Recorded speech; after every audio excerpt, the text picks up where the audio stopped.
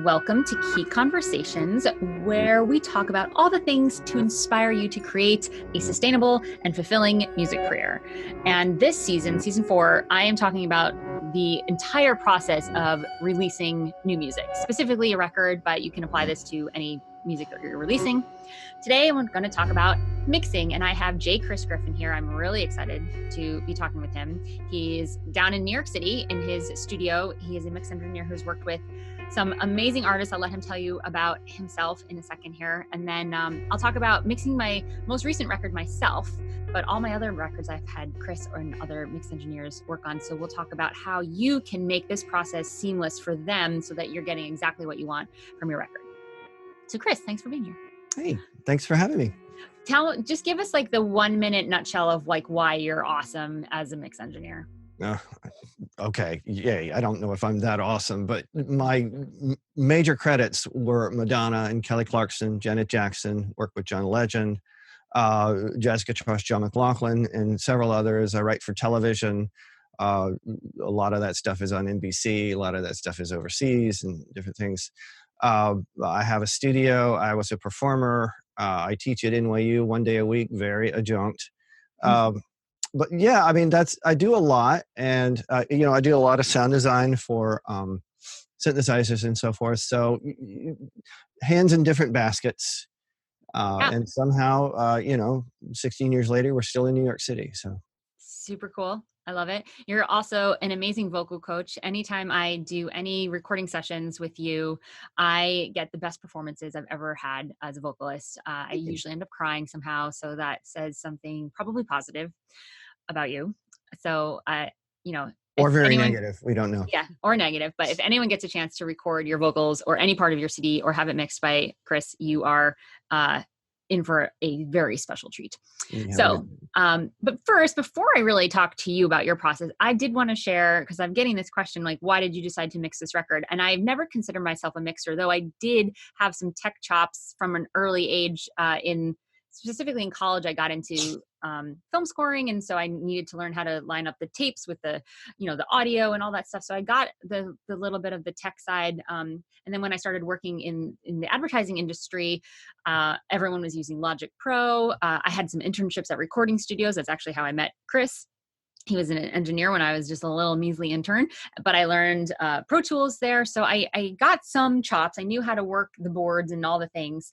But I never, and I've mixed my own film scores. I've mixed scores that have aired on national commercials.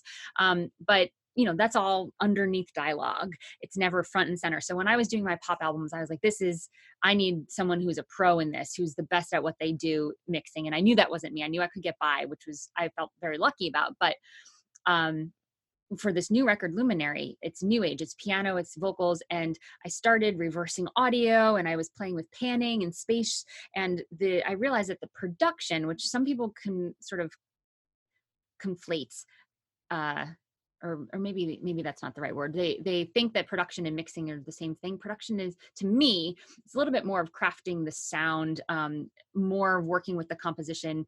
And it tends to be, in my mind, and Chris, I know you might have a different perspective on this, but production tends to be a little more creative, but still techie.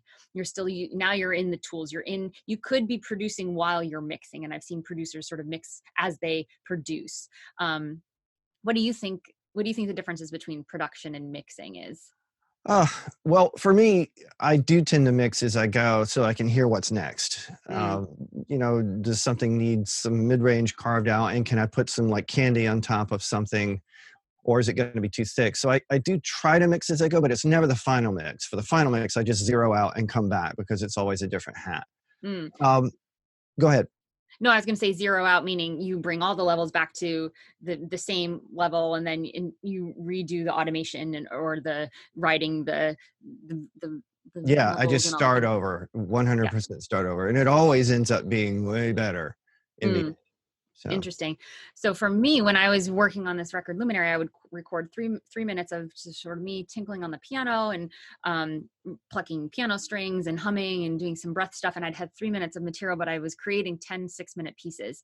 So what I would do on the off time when I wasn't sitting in front of the piano is I would start to move things around, reverse audio, like I said, play with all the panning and stuff. And I was realizing that I was producing while I was composing, and then the actual final composition had to do with the mix, and there were panning things and level thing, and this part, the volume dropped off extremely quickly because I wanted that effect, and then I had the reverb coming. So I was like, oh, I'm mixing this, and I thought about how do I give these stripes to a mixer, and it really was not, I was like, I don't want them to do anything with it, but I did want to warm up the sound a little bit. And so I talked to my master engineer. Is that something we do in mastering?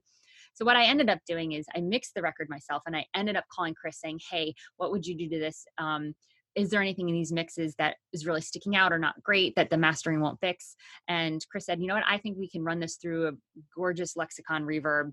And so I hired Chris as a mix consultant to sort of smooth out some sounds. And there was an audible difference, and the master engineer agreed. So that was my process. And it was a real distinguished choice I made to mix this record, even though I would never consider myself a mix engineer.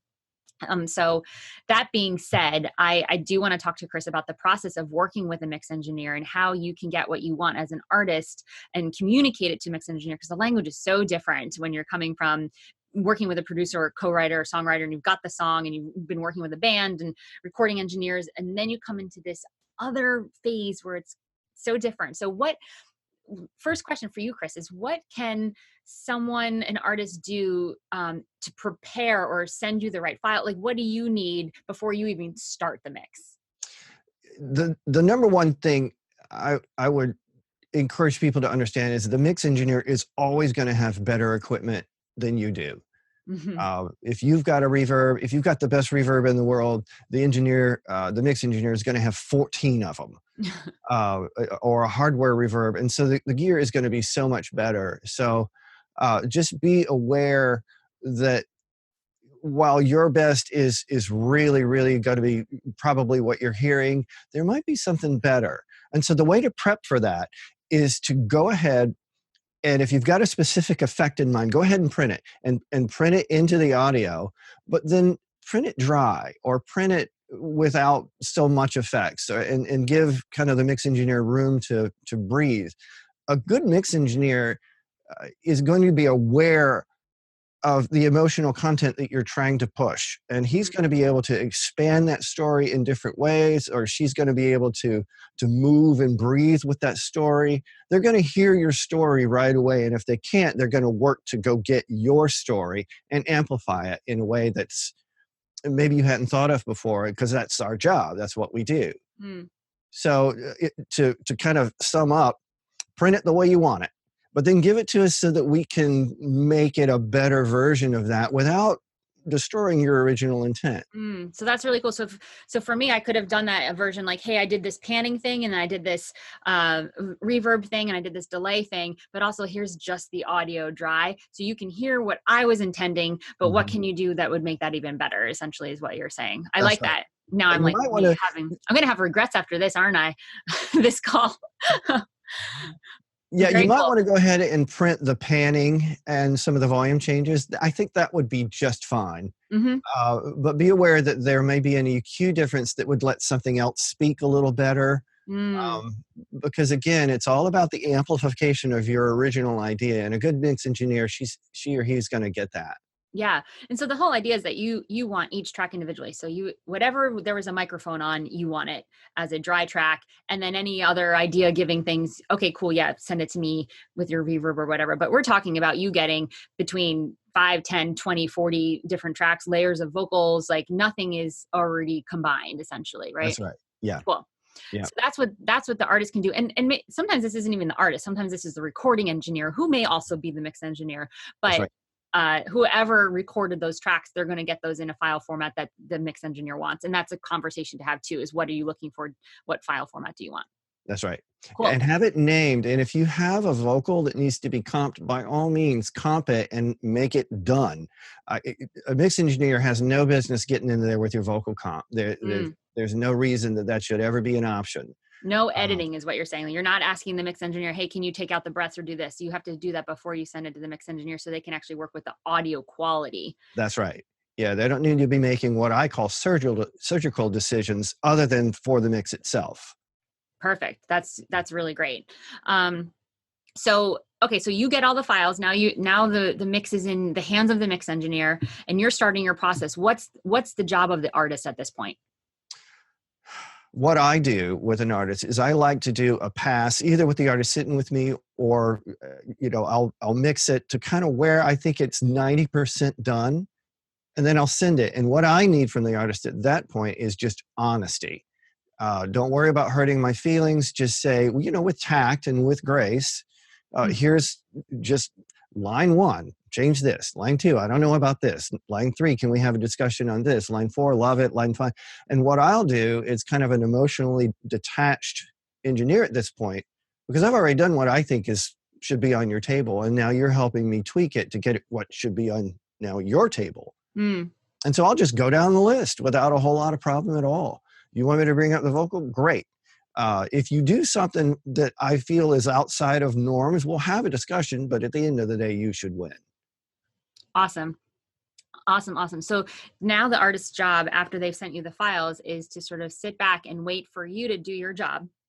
And then to be honest and open and kind and generous in the feedback process and really say, okay. And sometimes, and I want to stress this because this is something that I think, Chris, you really taught me, was that it's okay if I don't know what the solution is. If I'm hearing a problem or something that's not working for me, I can just say, I don't know what this is, but at 3 minutes and 4 seconds, it just feels a little funny, or this whole phrase is not feeling the way I want. And I'm sorry, I don't know what it is I do want. And you and I have actually had that conversation on some mixes. Let me step back with you and say that the budget comes into play here. Mm-hmm. If you're paying a person $50, these conversations have to be very, very limited. And you're going to get what you get. And you can't be too demanding. Otherwise, the mix engineer will just shut down and stop being a feedback and a wall for you to bounce off of and start just doing and being an executor, so to speak. Yeah. And if it sucks, he or she will just let it suck. Right. But if you're paying $5,000, that generally implies like, listen, we can have a little more back and forth. We can really get this place. And honestly, you guys, like $50 is not a thing you want to be paying your mix engineers. Like I would be looking between the prices that I have seen, depending on what sort of work I'm doing, anywhere between, I would say, $750 and $4,000 to $5,000 a track. Yes. Depending on who you get and their time limit and what other projects they have to squeeze in. So just to be realistic, you're looking, unless you get I do know some mix engineers work deals. If it's a 10-track album, they'll reduce the rate. They'll give you like 25% off to do all the tracks. It tends to, and I've gotten this question too, is it better to have one mix engineer for all of the tracks? Or, because I know, sometimes people work with different producers, different co-writers, but I think the thing that's going to start to, you definitely 100% want one master engineer. That's like, absolutely. That I don't think that's even a question. I think it's okay to have a couple of different mix engineers as long as your master engineer knows that and it can work with like, okay, this mix came from this person. I've done that on records. I can hear the difference. But I don't think it's the worst thing in the world, especially if you're in communication with them. Sometimes what people will do, and I want to get back to the other question just really quick, but sometimes what people will do is they'll put the money into what they think the big money tracks are. And so they'll spend $3,000 or $4,000 on, maybe 2 or 3 mixes, and then go back to the $600 and $700 guy for maybe the other mixes, or maybe even the $300 guy. Just depends on what the budget is.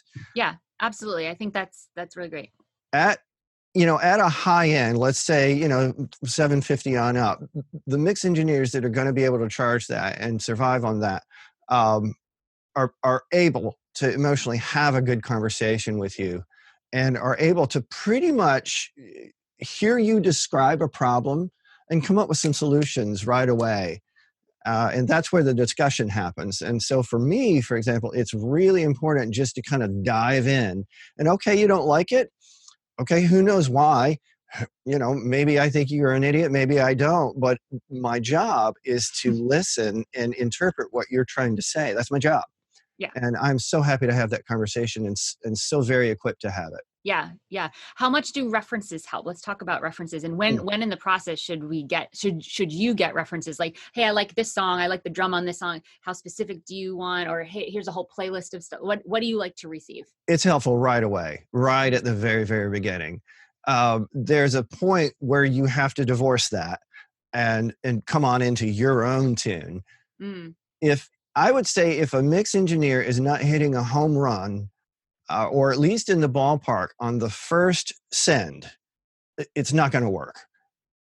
If there's like, oh my gosh, he missed this, she missed this is not right, nothing is right, find another engineer and, part ways as friends, because it's probably not going to work within 2 or 3 revisions. Yeah. If it's that far off. Yeah. But if somebody is, you can get the feel and the vibe, like, okay, we're in the ballpark, we're close to this record, but you can have a lot of comments, but know that it's still in the vibe. I mean, we've gone back and forth like 10 times on the song, but I'm like, no, we're here. This is the sound. Yeah, that's great. Yeah. So, sorry, go ahead. Nope, had nothing.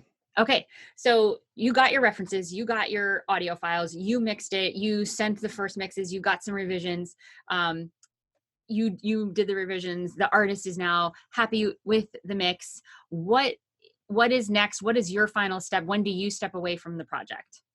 Well, as soon as you declare that you're happy, and as soon as all the checks are paid, you get the files, and they should be a 24-bit, 44.1 kilohertz file for general mastering. Occasionally, I'll be asked to put a 88.2 or a 96K file, but that is very, very rare. There has to be a lot of money involved before people start being able to care about that. Yeah. But generally, a 24-bit file that's unlimited, or at least it leaves a lot of room for a mastering engineer. If you look at a final file from any mix engineer on, a workstation or something where it will display the waveform, if you see that it's just all one level, looking kind of like a brick, ask for a remix and have him leave off the final limiter, because the mastering engineer can do way more than the mix engineer can as far as boosting the volume and getting the final polish. This is such a perfect leeway into our next conversation, which will be with a master engineer, talking about what do they need, what can you do, how do you speak that language. So this was really helpful. Are there any other sort of tips for artists that are coming into working with a mix engineer that you would say is an absolute need to know? If you don't have a clear vision for where it should go, have a conversation with your mix engineer. And if you're liking what the bounce back and what the feedback is, that's your person. And if you are fairly confident of what you want, make sure you give references and make sure you are very clear that your mix engineer, he or she, understands that before you leave that first consultation. That's awesome. I love that. How can people find out more about you, connect with you online? My website is jchrisgriffin.com. My first name is John, and so I have the first initial J. So jchrisgriffin.com. I have an Instagram, J Chris Griffin, and I'd love to see anybody come by and leave a comment. Awesome. And those will be in the show notes, so I will make sure to put those links there. Chris, thank you so much. This was wham bam, super valuable. I think this is all the stuff that we wanted to cover, so thank you so much. Yay, thanks for having me.